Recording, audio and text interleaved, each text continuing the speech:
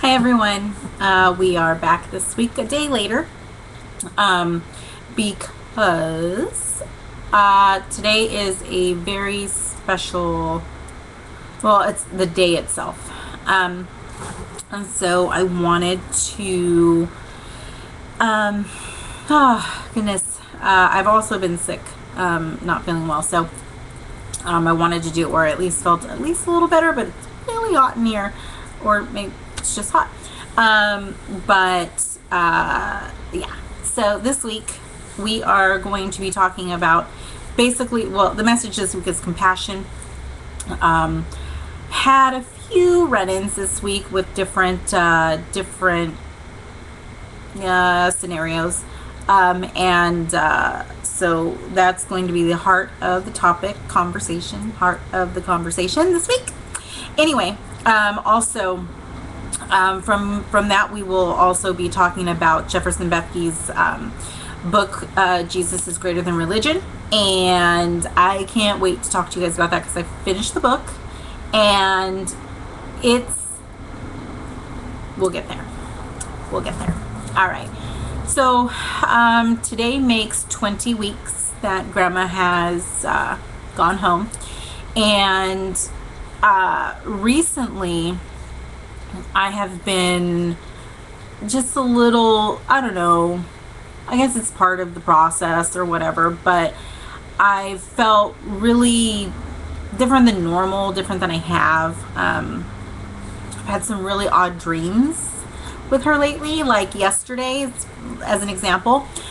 She took me to breakfast at like a cafe bistro place in New York, and we had like, no, I didn't have it. She went in without me actually, and had like Dutch apple, French apple pancakes or something. I don't know. But what she did do was, after that, she took me to this park, and I was walking, somebody else was walking a dog, and I was walking, maybe I was walking Jackson. I don't remember that part. But anyway, when I got into the park, the dog was let loose and it just started running. And I'm really afraid of that ever happening with Jackson because he's my little baby and I can't lose him. But when I looked over, the dog was I think maybe a Rottweiler, maybe a boxer. It was kind of, I couldn't see it really well. But he went and he jumped, or he was jumping around and playing with all these other animals, horses, zebras, dogs, all kinds of just different animals. And there were people running around and jumping and having fun and, just really doing it up. And Grandma didn't say much in this dream, so she just kind of was there, and we watching the animals and the people interact. It was a little like what I guess I've imagined heaven being like, where all the animals are there. I didn't recognize any of the animals as if they were like old animals that had passed in life, but I don't know, maybe that's what happened. Maybe she let me go visit in heaven, and if so, it was really awesome, just so you know. But it was a good moment to at least see her face and feel like I was with her again. So we just I just want to say thanks for letting me have her for a second, and miss you and I love you. Anyway, so what we're going to begin with is this week I had last weekend, Saturday, I went to a child's soccer game, and the concept is really cute, or it's conventional.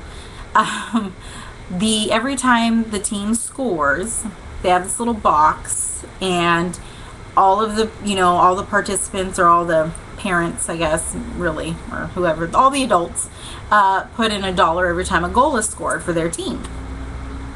So it went around a couple times because our little girl is pretty awesome, and her team apparently is also.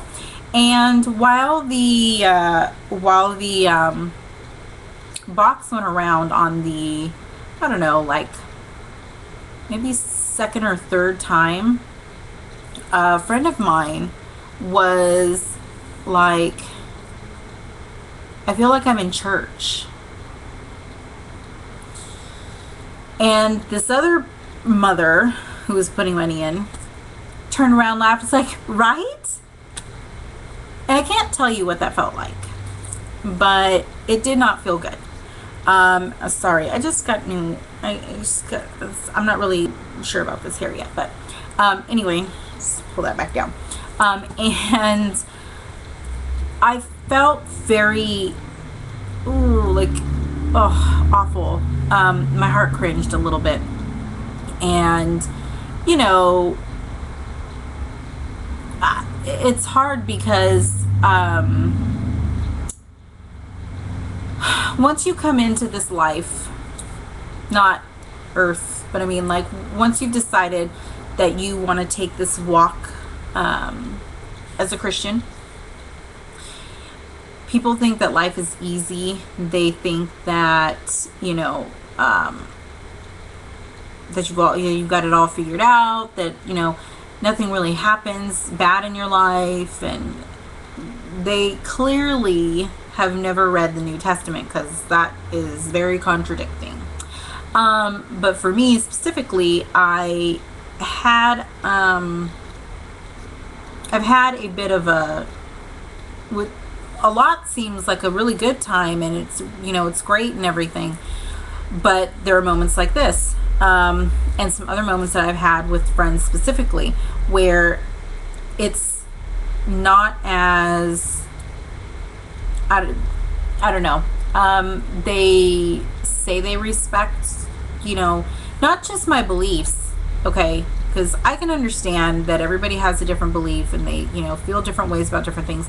But as a person, as a friend, I would hope that you could respect me. And again, I've been told that they do, and then the actions speak very, very differently. I'm not upset about it or anything, but it hurts, and it's mainly for the reason because a lot of people have the same view. And the rest of the time at the game, all I did was sit there and think, like, this is pretty awful. Like, do they understand where that money goes? Do they understand what, that money does? Because I feel like, and a lot of people, I'm guessing, feel like this, that when they go to church, they think that you're just there to give out money without understanding where it goes, why it goes there, what's going on. But I think people fail to realize that that money is going to help families that can't eat, families that can't, buy school supplies for their kids. It keeps people off the streets. It keeps people alive.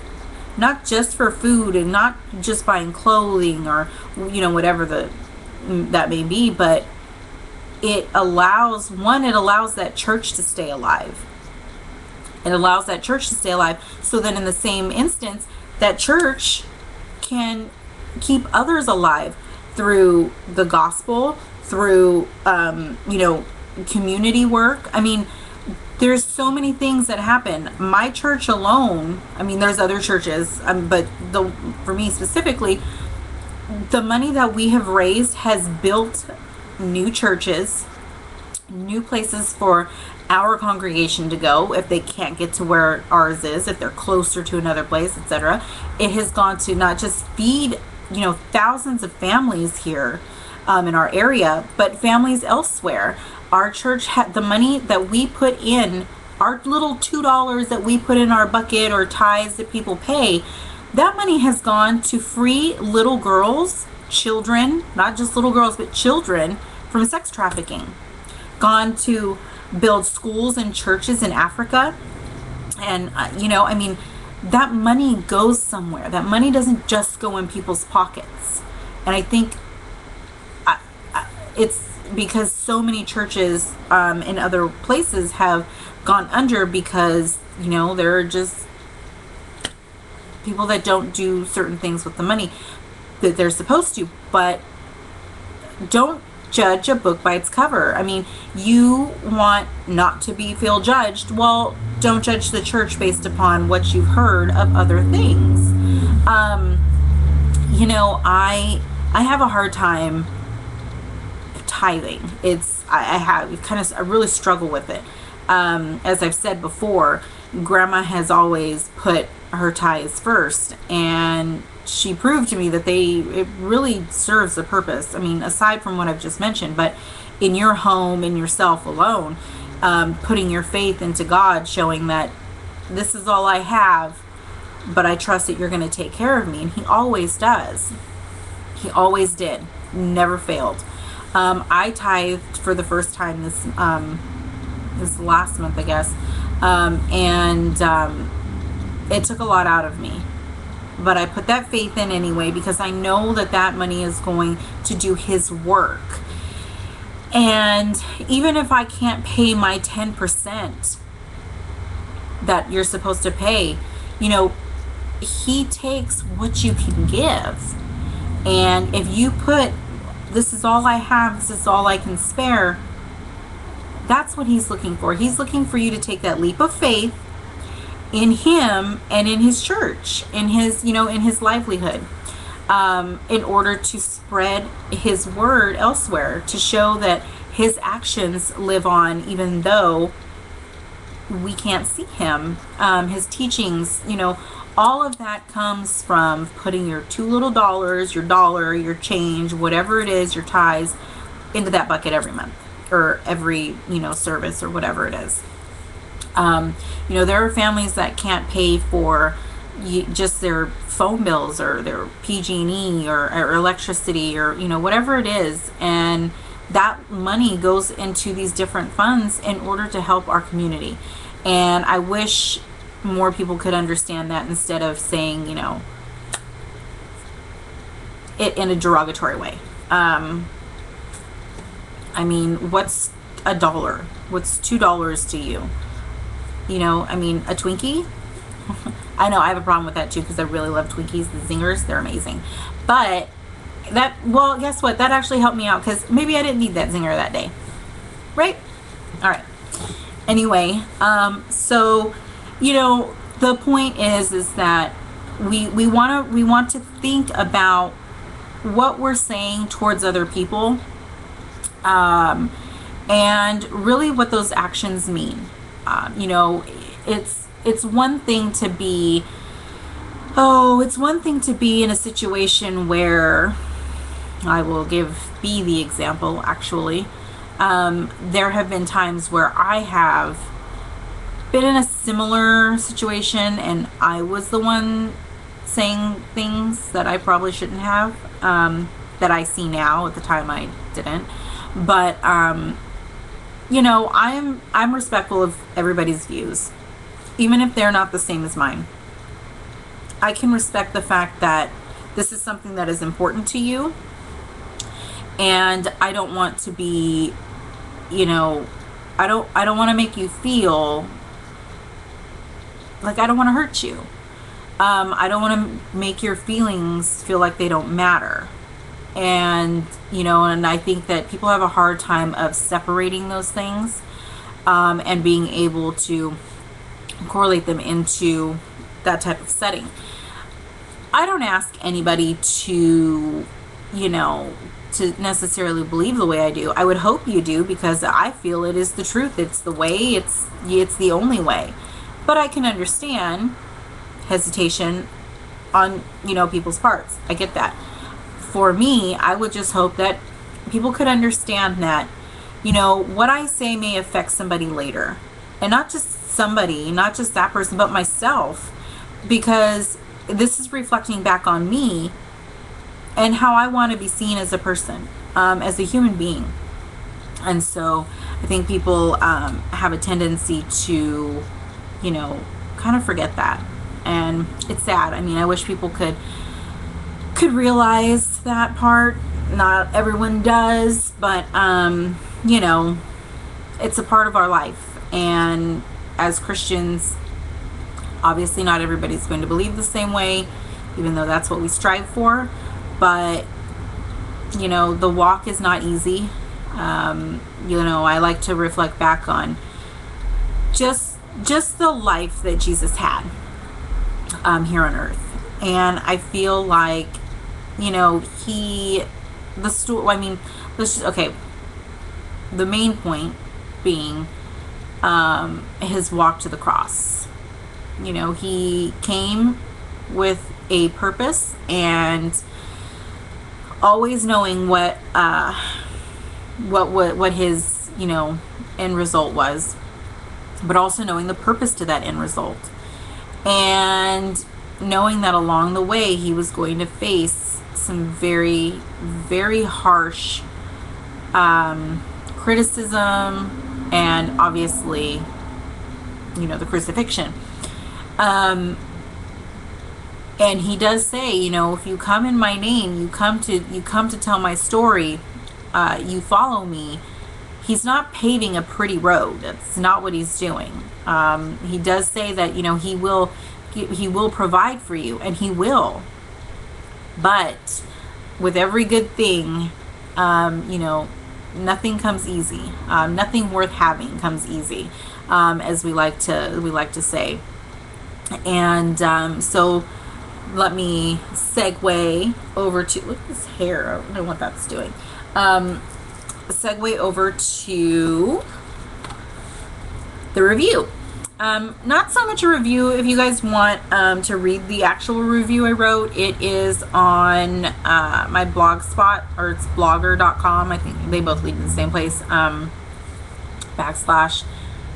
/D's Devotional. Yes. I'll give you guys a link down here. But anyway, I wanted to just kind of go through my thoughts reading it.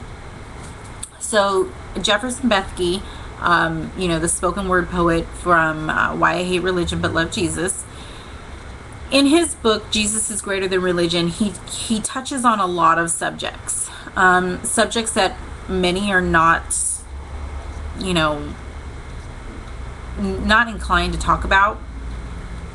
The book is his testimony. It's exactly what it is. It's exactly what I thought it would be in that aspect.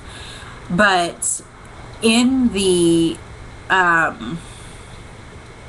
book, I have found that while reading it, I started questioning some things, which is fine. I mean, I don't see, I was chosen to promote the book, which I will. I have no problem doing that, because it is, first of all, it's a really enjoyable read. That's the first thing that everybody needs to know. There is a section, I can't think of which chapter it is right now, but where he begins to talk about the fundamentalists and the types of Christians that there are, or types of religions that there are. And for those who have been following, you know this. For those who haven't so much, I was not raised in a church. I was raised with church. And what that means is that grandma here, raised me on the Bible. We read the Bible. She taught me the Bible, and then I kind of went, I went from there. And in this chapter, he talks about the fundamentalists and how we, I say we because I'm basically I myself am described in this, how we hold certain things like the sins themselves to a certain regard. And he goes on to mention how you don't necessarily, let me start over. He talks about the sin. I mean, he goes as far as even mentioning gluttony. And when was the last time anybody thought about that even being a sin? Yeah. Yeah. Here too, because I love food. It's my favorite, but it's true. But anyway, he goes on to speak about the fact that his mother is gay, and how he struggled with what the Bible said and his, his feelings towards his mother. And it touched on on a string for me, because I was raised by my grandma. She wasn't gay, but my best friend, her family, her parents were, and they helped my grandma raise me. And I get the question a lot as to when, how I feel about the subject and what I think about it and whatnot. And it was very similar to what he felt and he portrayed in the book. And basically is saying in the book that, everybody holds this so high as a sin compared to gluttony, which people have pretty much forgotten about. And, and again with every other sin. And, I think a lot of people, the Bible tells us what sin is and where it gets you. But then the Bible also tells us that Jesus came to save us from that sin. And so when reading it, this was the only issue I had with the whole entire book. And I think it's more along the lines of just the way it's written. And that's not a critique or anything. I'm not trying to do that. As somebody who does hold the fact that, Jesus did come to die for my sins, I know I'm saved. But I also know that I can't just go around sinning all the time just because I know I'm going to heaven, because it doesn't work that way. And I think in the book it didn't exactly portray that the way it should, the way he was trying to. The book does come all together, but in the same instance, what happens is as he's talking about it, when you go further into the chapters, he also talks about how people take advantage of grace, and should you or shouldn't you? And he thinks absolutely take advantage of it, absolutely take advantage of it. But in that same respect, what happens is that you have the sin, right? That people will always, there will always be a fault. There will always be something that we're not perfect, and he doesn't not expect us to be perfect. But to also remember that with this grace, with his mercy, and the forgiveness, it's a two-way street. It's always a two-way street, no matter how you look at it. And we as his followers have to remember that when you decide to take this step, and these are Christians, and I say this as somebody who has made the choice to follow his teachings, to give their life over. And I don't mean, not everybody's going to, jump into ministry and do all these different things. It's just how you, about living your life and the relationship that you create with Jesus. And as you go through it, he definitely goes in on how once you have made the decision to change your life, he takes these things away from you. Not all at once necessarily, because he also says how he thought that once he decided to take this walk, that Jesus would just take everything away from him, all his desires and or not so holy desires, etc. And he, sorry about that. And it's funny because he touches on music, and I had this same issue, except his was way worse. But my grandma always said when I was younger, because I really love hip hop, not rap, there's a difference, but and she would always come in and she'd always say, one day Jesus is going to take that away from you. Thought she was nuts, because I love this music. I will always love this music. And when I did, when things started to change in my life and he started to take these different things away from me, I thought, and I started to listen to Christian music because I did not like Christian music before. I mean, maybe once in a while here and there, but not very much. He, you know, he inserted it in my life, and I love it. But I still liked hip hop. And I have even been criticized for liking Nicki Minaj. I mean, I don't really even like her so much anymore because she's just changed a little bit, like her style or whatever, but that's neither here nor there. But I've been called blasphemous for liking, for being a fan of hers, and maybe some others. I don't really care because I don't really care about anybody else's judgment based upon me, but I do care about how they see me. And the problem that I had with that was, this person has known me for quite some time and has known that my stance on the way I have chosen to live this way. And so it's fine, we're gonna have things like this. I'm gonna run into those things constantly. And but I still, Eminem, I still am a huge fan of Eminem. Like, I can't get enough. Like, I can't wait till this album comes out. And I don't know if it's awful, but I really, really like his, like, early stuff from when he was on drugs. It's awful to say, it is, because I don't want him to go back to doing drugs. I just love to listen to him. His lyrics, he's a very talented man.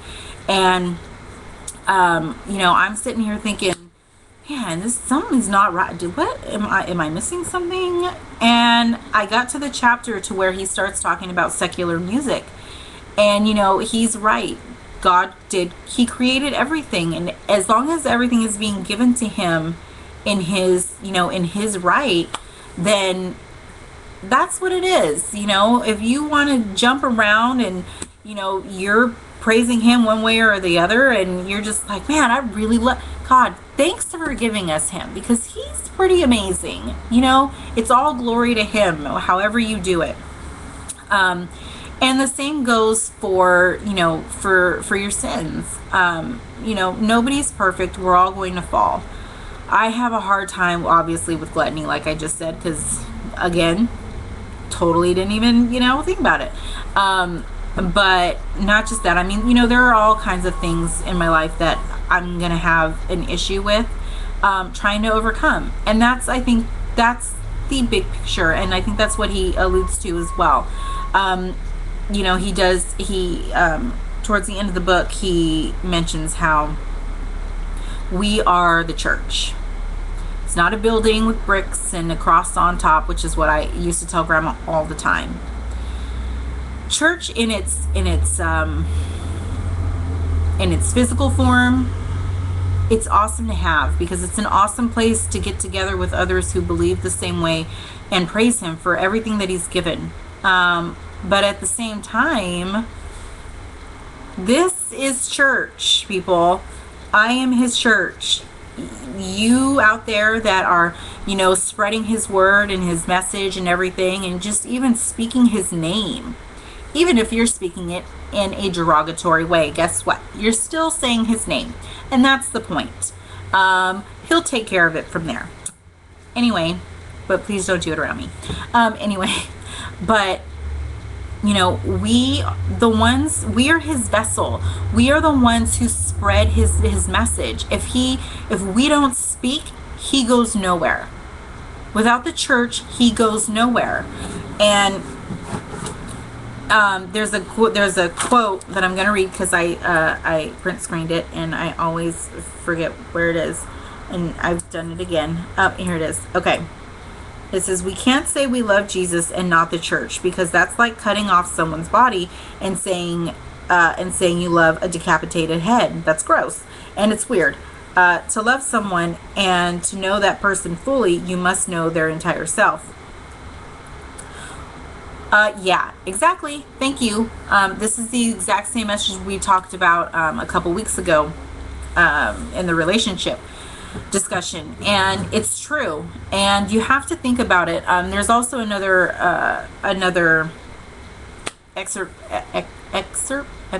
anyway, whatever, there's another quote in there that basically says, like, one Christian falls, so let's call it the hand, let's call it a hand. This hand falls, the leg is over here blaming the hand, and then what do you have?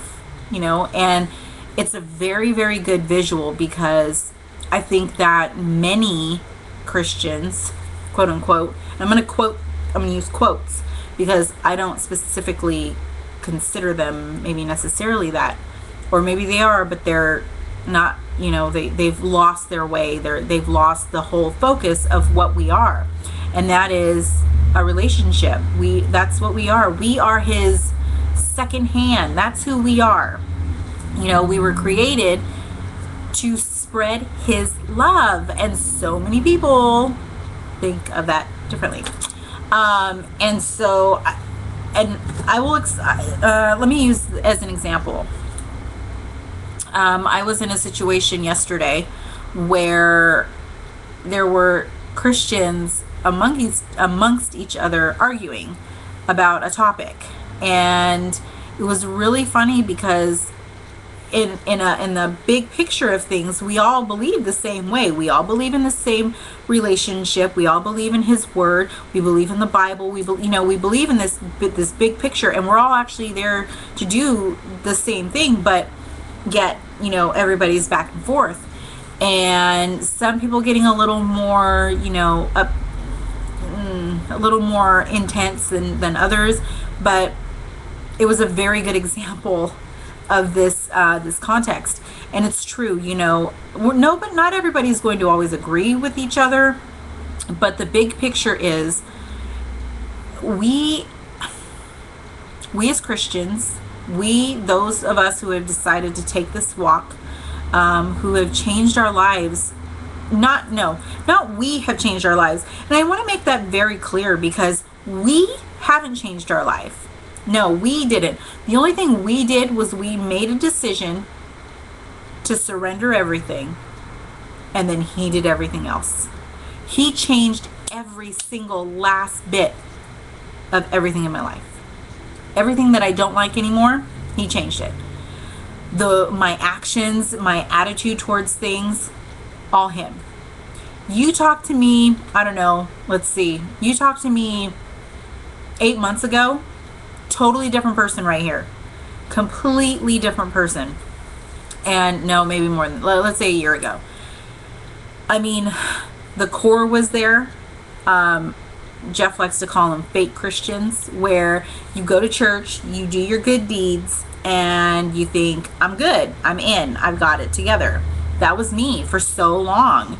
And even though I grew from that point and things slowly started to change for me, it felt like this. It felt like that was it. Like yesterday happened and today's a new day. And everything that has happened in my past was yesterday.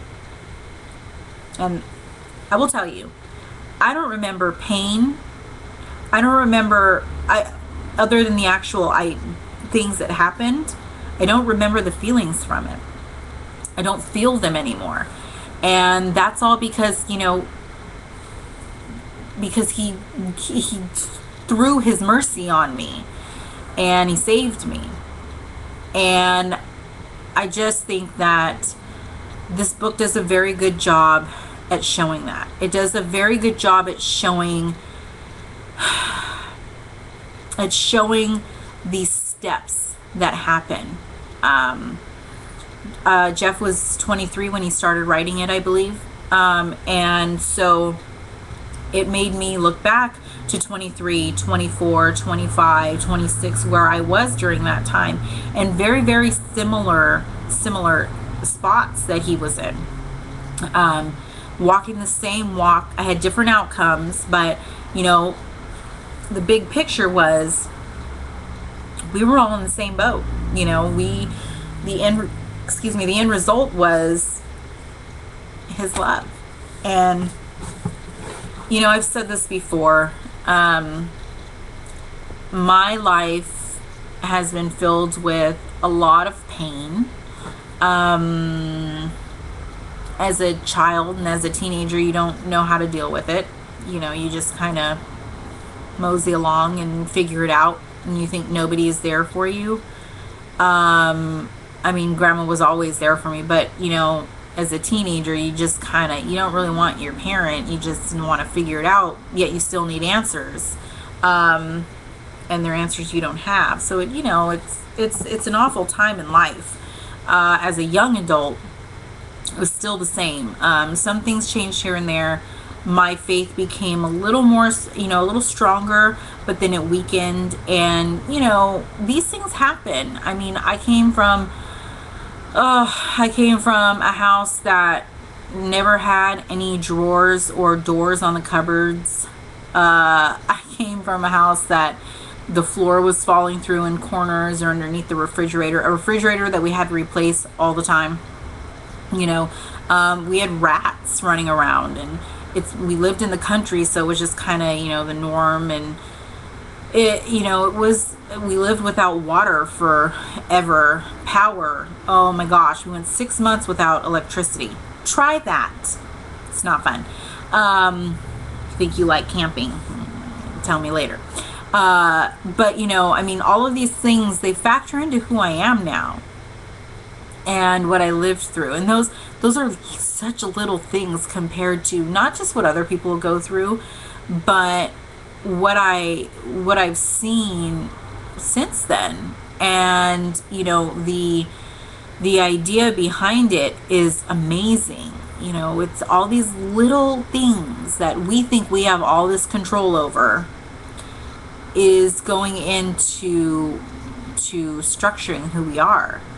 And I mean, obviously everybody hears it, secular or not, everything happens for a reason, and all this stuff is making me who I am today, and nobody really thinks about it, I don't think.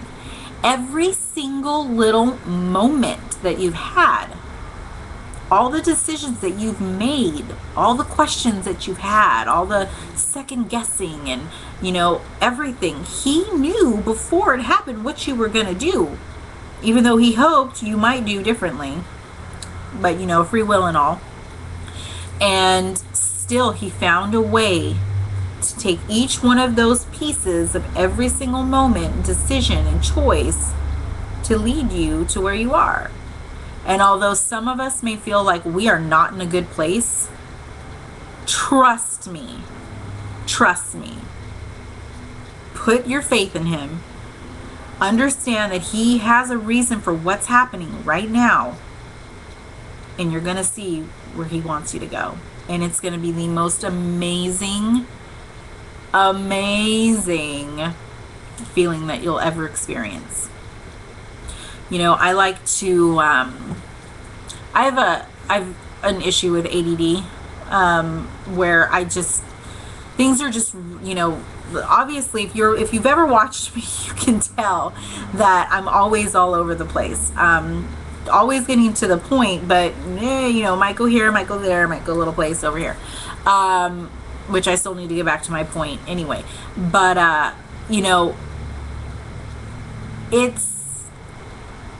it makes life difficult sometimes. I have dyslexia also, and dyscalculia, and actually it's a little worse with dyscalculia, but it's not that bad. I've used it to my advantage, not in a bad way. I just mean, I've used it to strengthen myself, to be able to push myself a little further,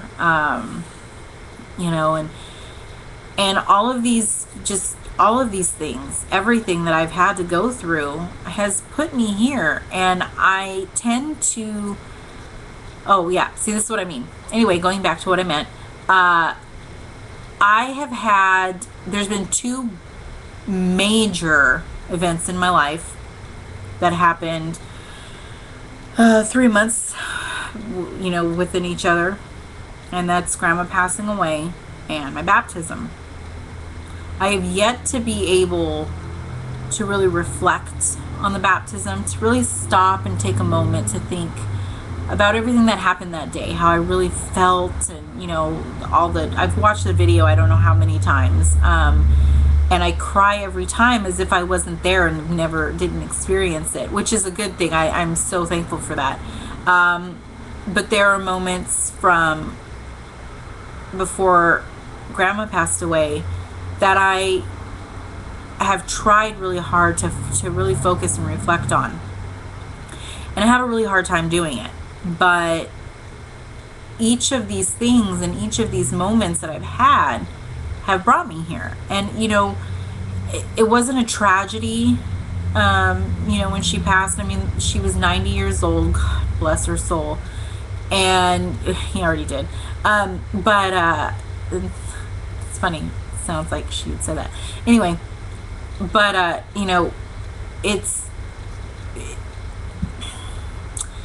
it wasn't a tragedy in the fact that it was out of nowhere. I mean, the cancer itself was out of nowhere. It's not something we, ever would have imagined happening for her, being 90 and all. But I mean, she's 90. So, the expectation of that has loomed for a while, even though I never believed that she was going anywhere. But there were things that went on that I really needed to sit down and think about. And after doing some of these things, I have been able to find different verses that she left for me that we're going to talk about in the coming weeks. I think I'm just going to do a series just based on Grandma and what she left behind for me to find, because I think that'll be really fun and really eye-opening as well. But point being is that, I am here to tell our story. I'm here for Grandma and I don't feel like anybody loved anyone the way she loved me, and vice versa. Next to his love, I mean, it's the only thing that I can compare anything to, which is still even far off, because the moment of the baptism, when I came up out of that water, everything, hers, his, everything, all the love, I literally washed all over me. It felt like, I don't know if any of you have ever gone skydiving. I haven't, but I really, really wanted to at one point, because I was so stressed out and I hated life. I couldn't stand it anymore. I just wanted to be able to breathe. I felt suffocated. And I felt like if you're standing on the edge of that plane, and that deep breath that you take in and that you let out as you fall, that's the feeling I wanted so badly. And I felt, man, what better way to get it than going skydiving? I mean, hello. And obviously wasn't afraid of dying, because I was getting ready to jump out of a plane. I never went. Something came up, or I don't know what happened. Not that I didn't want to go. I would still love to go, even now. Things just didn't work out that way. But I'm glad I didn't, because that feeling that I was trying to get from that moment was nothing like this. I came up out of that water and took the deepest breath I could, and it felt like it went on forever. It felt so amazing. And that breath is Jeff's book, I think, for him.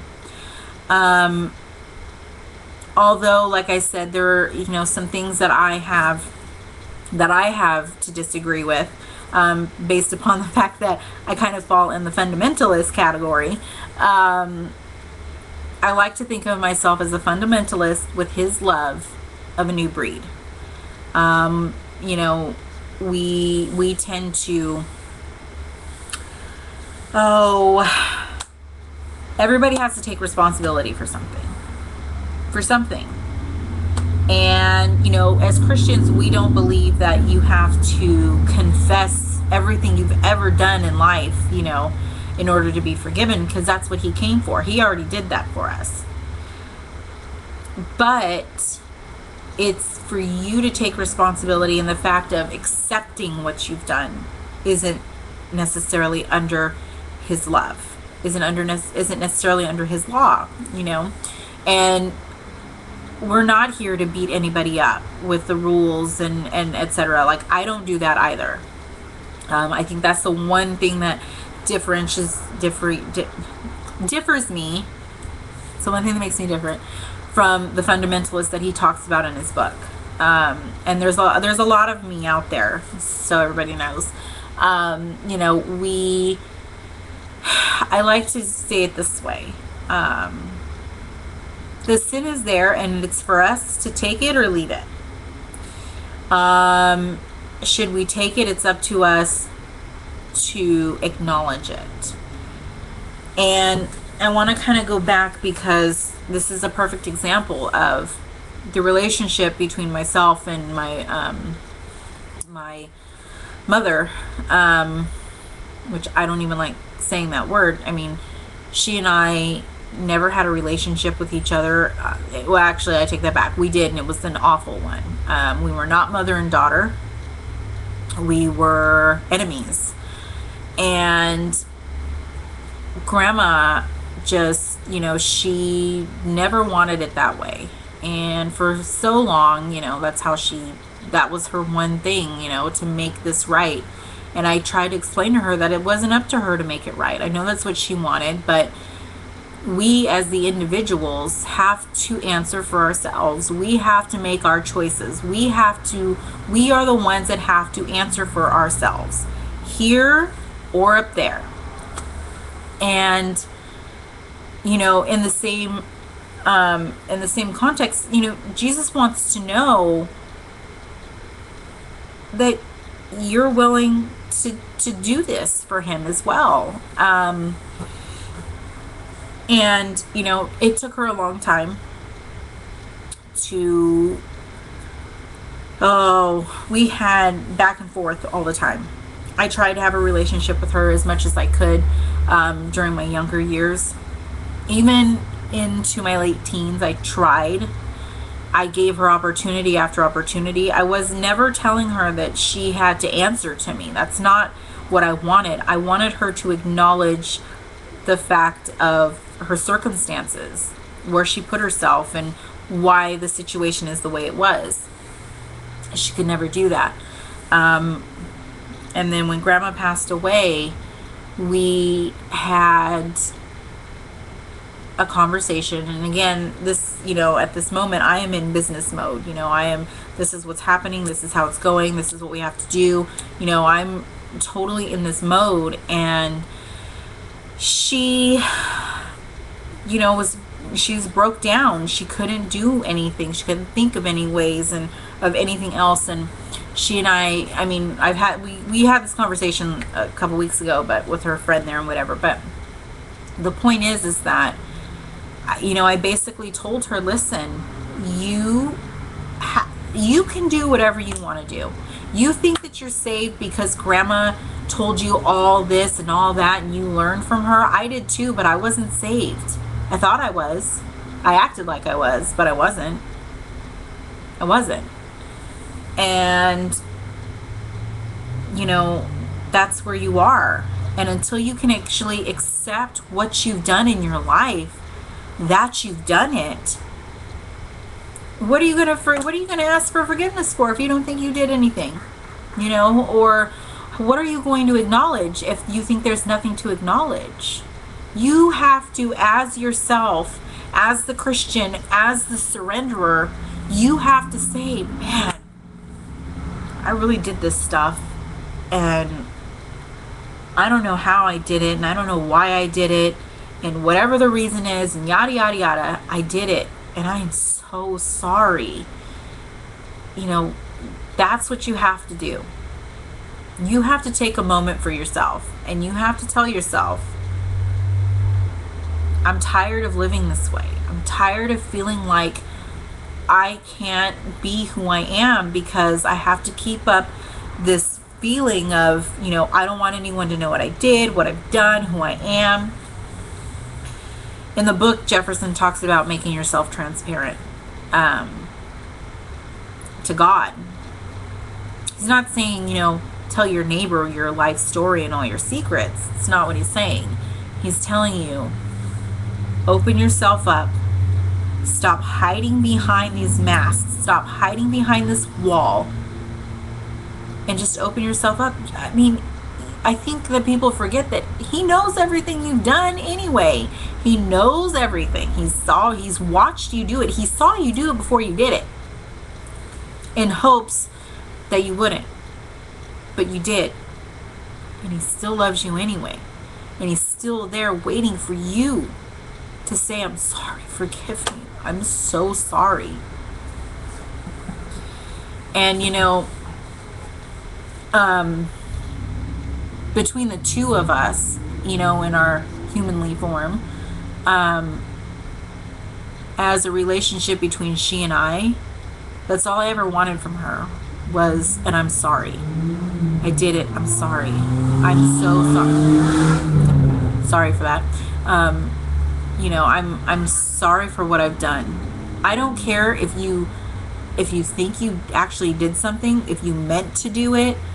Acknowledge the fact that I am standing in front of you telling you you're hurting my heart. You're hurting my feelings. I'm supposed to be your child. Just acknowledge that you've hurt me. And if you don't know why and you want to know, I'll tell you. I'll tell you what it is. If you don't want to know, but you understand that you did something, I'm okay with that too. All I ever wanted was an apology. That's it. Accept what you did and tell me you're sorry, so I know that you mean it. And she did. It was a day I never ever thought I'd see. But it was what Grandma wanted. And looking back, this is one of those things that led me to where we are now. She and I aren't best friends or anything. That's not what I'm saying between her and I. But the purpose of the situation is the same. Come to him. Tell him, I'm sorry. I don't know how I've lived without you. I don't know how now first, I'm sorry. I don't want that to sound blasphemous, as if I was God and but the situation, put yourself in that, take that situation and apply it. He's looking at you like, I created you. I want you to do marvelous things. I want to take you out of what you're in right now. Take those feelings away from you. I want to take that pain away. I want to help you deal with it. And I want you to turn that pain into a story. I want you to take that and tell others about it. Tell them what you did for me. And share what I will do for you and everyone else. The anniversary of 9/11 was yesterday. And I remember not just that day, but I remember the events following, and I remember everybody it was really interesting, because I remember everybody blaming God.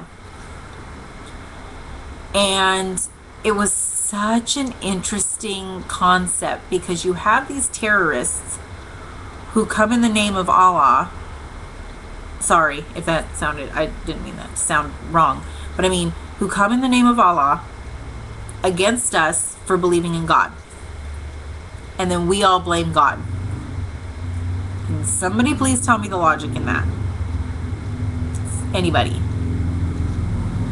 Exactly.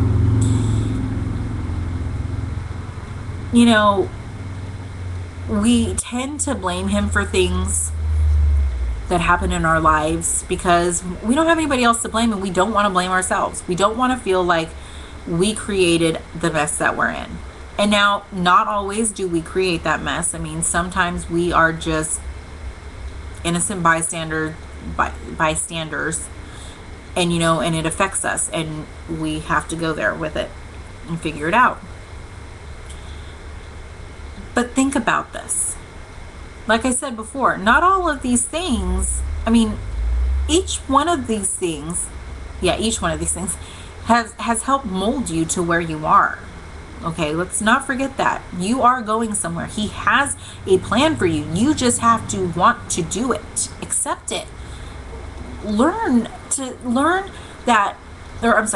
Understand that you can be so much more than you are right now. I don't care if you're at the tip top highest plateau of wherever you think you can be. He's got so many plans to take you even higher than that.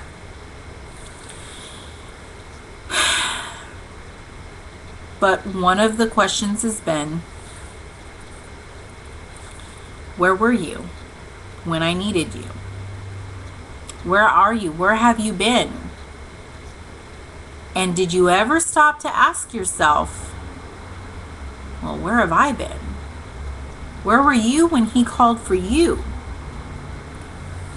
I mean, I'm not just talking about the homeless person on the street, or the nice attitude that somebody had, or I'm not talking about just these types of things. In your deepest despair is the moment that you think, I need help. And that's when you call. But when all those good things are happening to you, your blessings and all of these, happy times, I got a new job, I got a new car, I got a new house, and I'm going on vacation, it just came into a nice sum of money, I just got my tax refund, all these good things. He's calling you during those good things. And where are you? Where are you? Think about it. It's not that we should not only call him, when we're at our lowest. Many of us find him, most of us find him when we're at our lowest. Most of us come to him when we're at our lowest. We surrender everything when we're at our lowest. But where are you when he delivers you out of despair and calls you into these marvelous things? Where are you?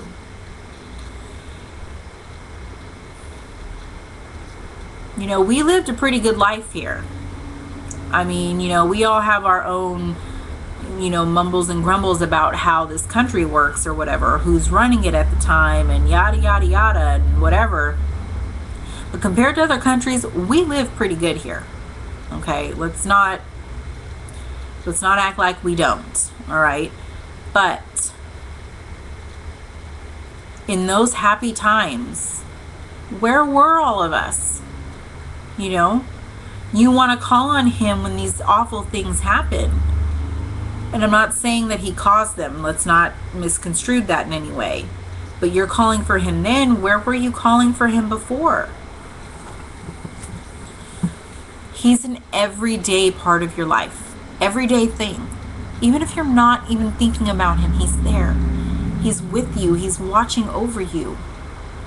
I don't care what anybody says about Santa Claus. He's got nothing on God. Just plain and simple. I mean, he just doesn't. Santa's got helpers and elves and whatever. God's got Jesus. Okay? Let's put that one in perspective a little bit. And then he has us. We are the parents on Christmas Eve, setting out all the gifts for the kids. That's who we are. That's who we are supposed to be. We are meant to share his love, his gifts. So many gifts. I'm not talking about, your specialty that you have, and, this person can sing and that person is an artist. I'm not talking about those gifts. Not just those gifts. because he gave those to you for a reason as well. Use them. Use them to show who you are in him. I'm not saying you have to go, like as an artist, I'm not saying you have to go draw a cross or his face on everything, but use it as your platform. Use it as your platform. You know, I remember watching the Grammys when I was little and thinking, man, I can't wait to be there one day. I even wrote out a speech. Awesome. But I would watch with Grandma.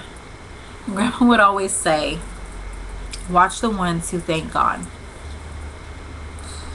And, you know, a lot of people believe that these, you know, nowadays, which Jefferson also brings up in his book, that, you know, there's a rapper on stage saying, you know, I want to thank God, and then this homie, that, you know, that bottle of crystal, and yada, yada, yada, all these different things, you know. That's me paraphrasing. He didn't say all of that, but he's talking about the, you know, these people that go up on stage and they do their acceptance speech, and, you know, they mention God, but how much of God are they implementing into their life? Now, I'm not saying that everybody's going to be a holy roller, you know, but not all of us come to him in the same way. Not all of us are going to be at that same spot in their walk. And not all of us know where we're going just yet. Where he's taking us, you know. I'm a big fan of Beyonce. A lot of you know that. And I really do love Jay-Z's music. Not his recent music, but I mean, the album, the arrangement is amazing. Just don't like what he talks about. But many feel that because, you know, she's affiliated with him, that they are both the same.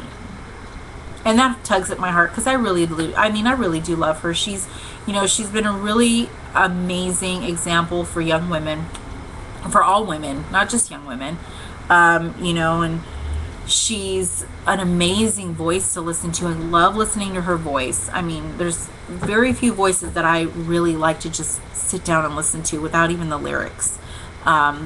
Just, you know, just the tone and everything. And, you know, people want to throw out this Illuminati stuff and yada yada. Just because people are successful does not mean they're a part of the Illuminati. And if people wouldn't waste so much time thinking about the Illuminati, maybe they could take that time and praise Jesus a little bit more, or look into their relationship with him instead. Because if you don't know, Satan is the whole point that you're even paying attention to the Illuminati. You want to pay attention to them because it's interesting to see what kind of conspiracies there are, instead of focusing your time with Jesus. So if you didn't grasp that concept already, please do. You know, whether they're out there or they're not, should not be your concern. If you're right, if you've got your heart set and your relationship is on lock, none of that stuff matters. We're going to be persecuted regardless of what we see happening here, there, and the other. So it doesn't really make a difference on what they've got planned, who's involved with it. Know your heart and know Jesus. Pick up your Bible right here, people. Pick it up. Okay? I prefer King James because like I said before, I found discrepancies in others. But, you know, pick it up, read it. This is his love letter to you. This is his map he's left for you. All right? You want to know how to get to heaven? Pick that little guy up. He's everything you need to know on how to get there. I know that a lot of people have a hard time reading the King James Version. I have another Bible through TBN that's actually a split. and it's one side of the page is King James and the other side is the New Living Translation, which is nice because you can see, you know, you can see what King James says, and then you can get kind of an interpretation of it to layman's terms. I don't prefer that so much, but you know, for some people, I mean, if you're going to have a different version, I think for me the best way to do it is have the one that's split, so at least you get both. Which they, you know, they say the same thing. It's just in, you know, plain people English, however that is. But point being is that, you know, even if not, what I do is I like to open my Bible, pray that he let me see what he wants me to see and understand his word, and then I go. I just start going. I don't pick up at one certain spot. I just kind of go with it. Sometimes I'll stick to finishing you know, a certain book at a time. It just depends. I kind of just take what he gives me, and I like to go with it. You know, it's a lot of things are coming full circle now, and I want to really, sorry, I don't know why he keeps doing that. I want to just touch on it really quickly. A lot of things are happening with Syria right now. Not just Syria. I mean, I don't want to get into political talk because that's not what I'm trying to do. But, you know, it's Syria, Iran, Russia, China, Israel. I mean, all of these are major factors. And, you know, the prophecies they're revealing themselves. And I'm not saying that it's great to go to war, because it's not, but, you know, revelation is going to happen. Revelation is going to happen. These prophecies are going to happen. It's just the way, the nature of it, you know. And as Christians, I feel like I'm not afraid. I mean, they could come attack us over here. Obviously, it's happened before. You know, they could do a lot of things. I'm not afraid of it. I don't fear death at all. The earthly death. It's not really anything that I ever really think about, because I know that once that moment comes, I get to see grandma again, you know. And I'm not saying that, like, let's go, you know, suicidal. Not by any means. Don't do that. But I am saying that, you know, when that day does come, be it from something like this, an illness, whatever, you get hit by a car, who knows, you know, if your heart is there, your heart is right, you've got the best relationship you could ever possibly need or want, you get to have that all the time. I mean, you have it now, but you get to meet him. You get to hold his hand. You get to feel his embrace. And I cannot tell you how excited I am for that day to come for myself. And even more important, that I get to see her again. I mean, other than a dream, you know, I get to hold her hand again. Because the last time I really held her hand, where I felt that she was really with me, was her last night in the hospital, and before she went home, and I held it all night long, and I really want that again. You know, so, and leading into Revelation, you will see that it's not even about death. Now, he's coming back. He is preparing his bride. And who is his bride? The church. And who is the church? That's right. All of us. All of us. He is preparing us. The signs are there. I'm not saying it's happening right now or tomorrow, because we don't know when. But I can see the signs, and they're all pointing that he's preparing. And can you imagine what is going on right now. Like, let's say this is it. Like, this is happening. It's getting ready. They up there, can you imagine Jesus suiting up in some awesome armor? Or maybe he comes in his robe. Or, maybe we see him in ways that we've imagined. I don't know. It says he comes in a suit of armor, but in the rapture, that may be different. Who knows? I don't know. Maybe we just go up and then we see him there. I don't really know how that all works, but I'm excited to find out. There's a lot of discussion on whether or not the rapture happens before the tribulation or not. Many different discussions on it.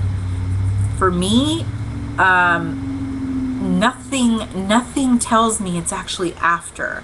There's scripture, but even and then there's scripture after that says otherwise, so it's hard to say. And I think that's the point. I think the point is not to know. We're not trying to prepare a dinner and tidy up the house so that it will be to his liking. That's not what we're supposed to do. You're supposed to be ready already. And I think that's the point. I think that's why Revelation is so cryptic, and why the prophecies are set in the books that they're set in, and in the ways that they are. For me, the Revelation starts with the rapture and then talks about Armageddon and the tribulation, etc. So I don't know. I hope that's how it is, because I'm not trying to be here for all that. If I am, hey, then that's, it's his will, it's his reason, it's his plan. I prefer not to, if that's okay, but if we are, he's got a reason for it. And there are going to be many that are left to figure it out. I pray for their souls. I really do. I pray that there are not many left, because this world is going to be something that none of us want to face. And that's not to say that, there's another point in the book that says heaven is not a place for those who fear hell, but a place for those who love Jesus. Before, to me, heaven was a place that I wanted to go because I feared hell. Before. There's nothing in me that even tells me that I even need to worry about that fear anymore. Because my love for him is so strong that it completely overshadows the fear. And I would pray that all of you watching, whoever sees this video now, later, tomorrow, a year from now, whatever it is, that you put that love first, because that's what matters. That's what's going to give you everything you've ever desired. That's what's going to give you your eternal life. Not the fear. Don't think about the fear.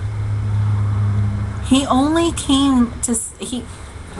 He's only going to shake up this world with fear in order to get your attention. Not to get your love, but to get your attention.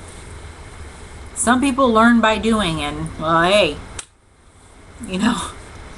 some learn by example. Try not to be that person, because it's going to be awful. But, take your life. What is so good in your life that you think couldn't be any better? I know we all have something going on. Some kind of struggle, some kind of pain, some kind of, it's things, some kind of depression, things that we cannot deal with, things that we have not been able to let out, to reveal. We all have something. He took mine away. He took mine away. I've always been an open book. for the most part. But there were things I kept inside. Things that I didn't want anyone else to feel that they had to feel with me. So I kept a lot to, certain things to myself. But now, not even a little bit.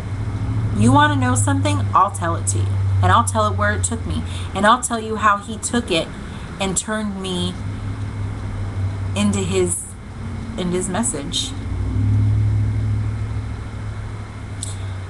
I want that to sit with everyone this week. I want you to think about where you are in life, what struggles you're going through, what happy things you've had happen to you, what good things have you had happen. And in all of those moments, I want you to ask yourself, why am I not sharing this with him? And if I feel this good right now, or if I feel this bad right now, what is it going to hurt to let me, or what's it going to hurt for me to ask him to make it better? It's not going to get worse. Again, Christians, we don't have it easy. We really don't. Matter of fact, as soon as this walk begins, it gets more difficult than I think we even begin to imagine. But we don't have to fight that fight anymore. It's his fight. We've surrendered everything. We've given it all over to him. So come against me. Take your best shot. Because not only did she train me well, but he's the one fighting. Not me. Not anymore. Not anymore. And I can tell you right now that I've already won more battles since giving that over than I ever did before. And I won a few battles before, okay? But even then I knew it was still him. It was never me. Because only because of him did she raise me to be that strong person, to be able to take that stand. Because it was through her that I realized, that I learned that you do not deny him. Don't deny him. He gives you everything. You are nothing without him. And because of him, I took stands that I would have never been able to take had I thought I was all on my own. Even then, even before. And now, good luck. Seriously, good luck. Because he knows where I'm going. And that's to take our story around the world. To let everyone see the mercy, the love, the grace that he gave to us. So, we're going to end with prayer. I'm a little emotional right now, but bear with me. Lord, I pray that you come into everyone's life, and everyone watching right now, everyone watching this video, days, months, whatever down the road, and that they hear what you're saying, that they see your grace, that you see our love and mercy, your love and mercy in our lives, and how you have taken what could have been the most awful, tormenting moments in my life and in Grandma's. And people see that because of you, we became more than we ever imagined. That your love will shine through them just like you've done through us. That you heal their hearts, Lord. That you make them transparent. That you allow them to open up their lives. To be able to give themselves over to you. To, if nothing else, to just bask in the love that you give them.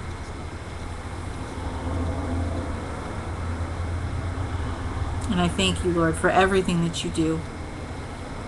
everything, from the smallest bits to the largest blessings you can give, Lord. I thank you.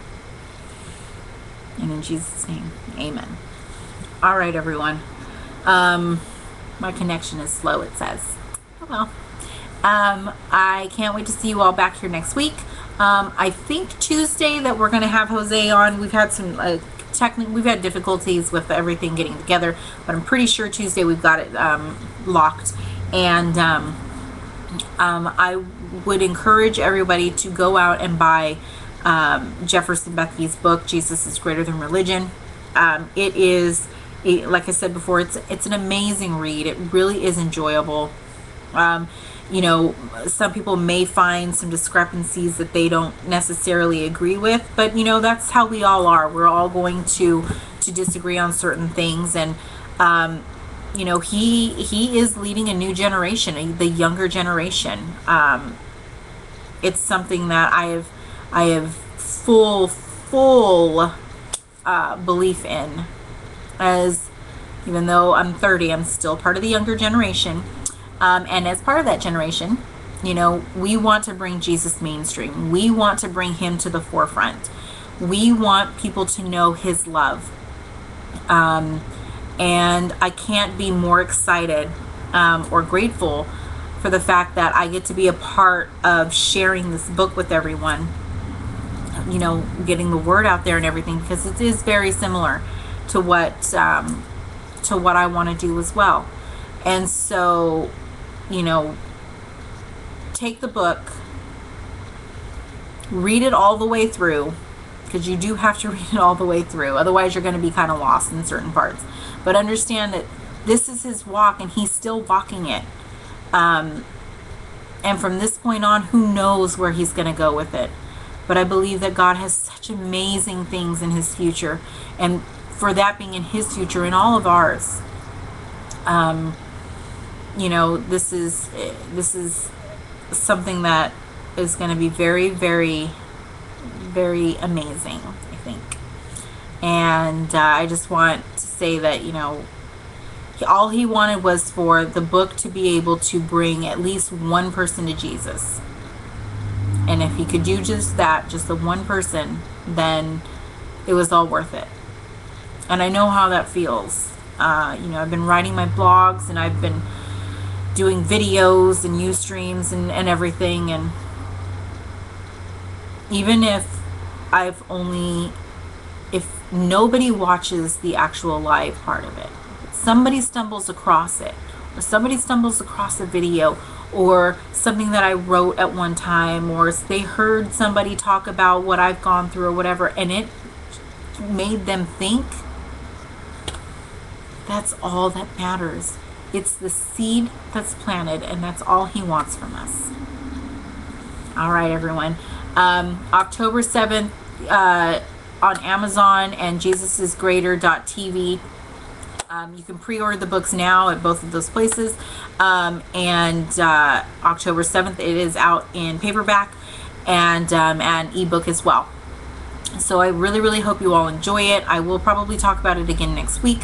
There's also, there are prizes and whatnot that you can win. So go to JesusIsGreater.tv. And you can win 2 tickets to Passion 2014 in Atlanta. You can win Beats by Dre and a $200 gift card for, I can't remember what it is at the moment, but go over there right now, JesusIsGreater.tv. Sign up for all the good stuff. If you pre-order the book right now on JesusIsGreater.tv, you get free extras and like another free, like, I think I don't know if it's a short story, or I'm awful at this. I need to go check it out. But anyway, you get a bunch of freebies. So go pre-order. I promise you, you're going to love the book. It's, like I said, it's enjoyable, and it gets the point across. This is about love. It's about his love. There is no greater message than that. There really isn't. There really isn't. Once you find his love, everything changes. All right, everyone. I will see you guys next week. It will be Wednesday. Unless we like Thursday, you tell me. I can change the day. That's fine with me. I got a piece of hair on my face. But for right now, it'll be Wednesday, 7 o'clock Pacific. And then Tuesday, I'll give more details if it will be Tuesday, but I hope so.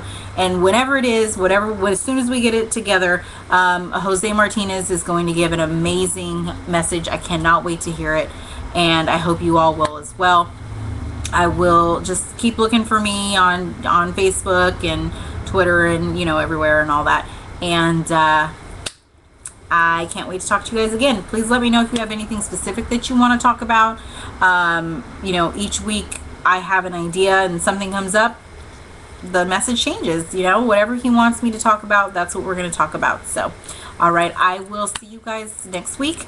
And if you have any questions, anything you want to talk about, any messages, etc., you know where to find me. All right, everyone. Bye.